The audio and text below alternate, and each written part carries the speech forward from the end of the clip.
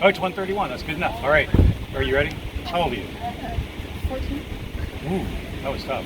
Are you You had like a birthday recently or what? No. No, you just December. What's your name again? Allison. Where do you live? Oh, see? You're not sure. He's tripping you up. Yeah, I know already. Wait to see what you're going to answer because I'm just having fun now. All right, so we're going to do a quick fossil walk. Do you want to come? Anybody? Anybody? Anybody? All right, follow me.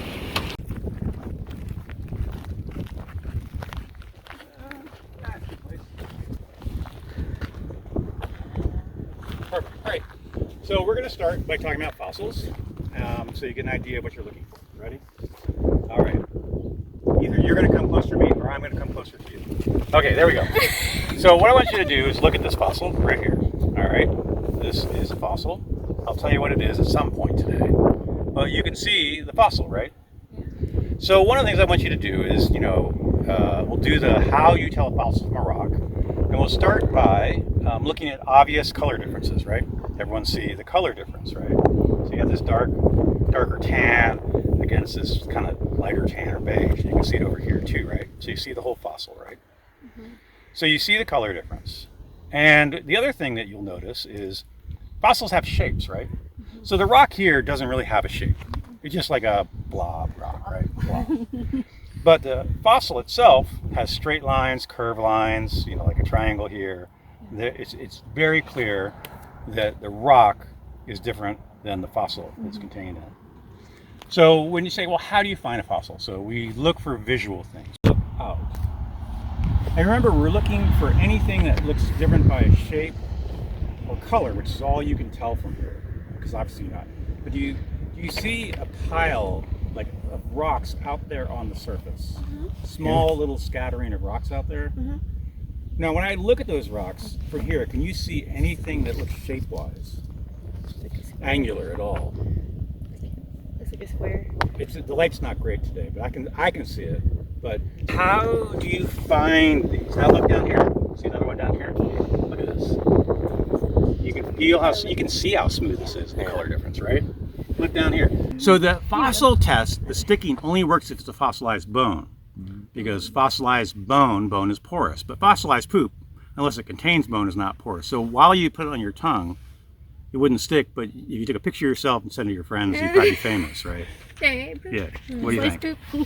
I'd make Nick do it. Snails. I'd make your friend do it, yeah. So this is not the actual snail shell. What happened is the snail inside died, and the inside of the shell filled with mud and dirt. And it fossilized and the shell fell off. So this actually contains nothing but fossilized mud and dirt. But it maintained the shape of the snail.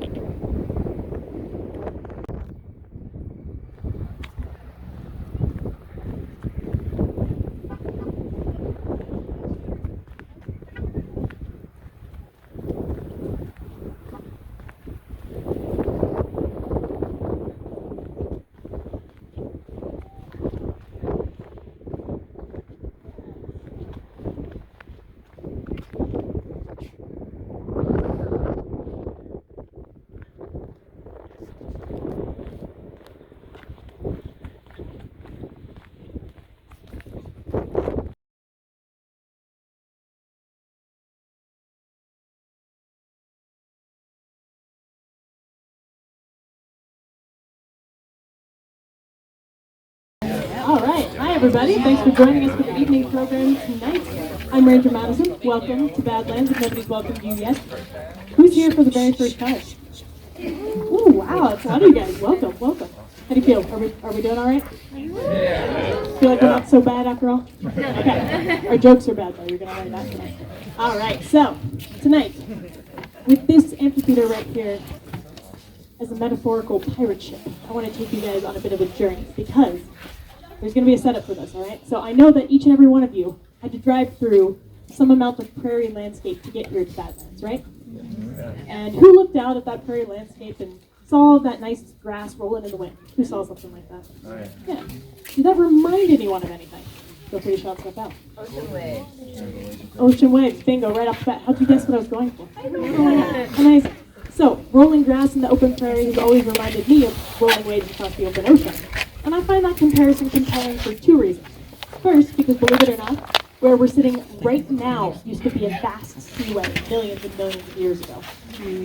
And second, because whenever I look out at the open prairie or the open ocean, I often find myself wondering what mysteries lie beneath the surface.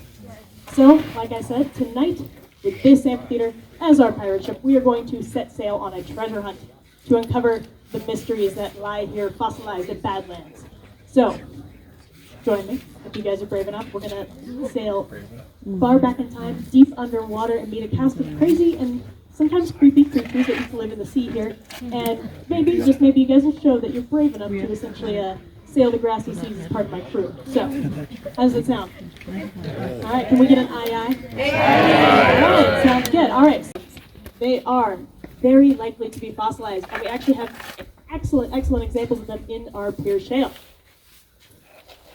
When they were alive, they could live anywhere between 20 and about 40 years, and of course they were clams, so they're not moving around a whole lot. They're kind of attached to the sea floor. Now, these type of clams existed for 100 million years and evolved into 70 different species. I know you don't have anything to compare it to yet, but trust me, those are pretty good numbers. But this is where these clams really get crazy.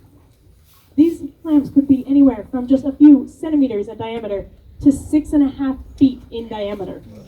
So imagine the tallest person you know, but as a clam, and you'll get an idea of what we're talking about here. That is a very large clam. All right, and last but not least, give them a little score for charisma.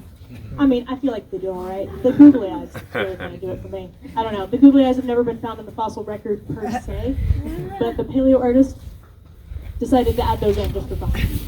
Okay, seaway. And in general, they're pretty likely to be fossilized. We have a relatively complete fossil record of mosasaurs around the world. But here at Badlands, they're not nearly as common as our ammonites and our clams. And mosasaurs, we actually don't really know their lifespan. We think maybe somewhere around 40 years. There's a lot of work left to be done on these things. But being the top predators as they were of course very powerful swimmers, even though they breathed air. It was previously thought that mosasaurs would have moved through the water in S-like fashion, kind of like a snake. But recent evidence suggests that they actually held their bodies rigid while using just the tail to propel themselves through the water, which would have allowed them to reach speeds of up to about 35 miles an hour underwater. So, pretty impressive right there. And they existed for about 35 million years and evolved into around 40 different species. We've seen better tonight, right? But we'll give them this one. They could be, depending on the species, anywhere from 3 or 4 feet in length as adults to 50. Some people argue 60 feet in length. So that's the length of a school bus. So it's an absolutely massive creature with terrifying teeth coming at you, right? Would you guys want to go swimming in this seaway? I don't think I would. If you stopped the earth from turning, everything in the sky would look like it stands still. So if the whole sky is going this way, day after day, night after night, which way are we turning? We're turning this way. In fact, sitting right here, we're all going 500 miles an hour this way. Yep. People on the equator are going 1,000 miles an hour because they got a bigger circle to go around in 24 hours. All right.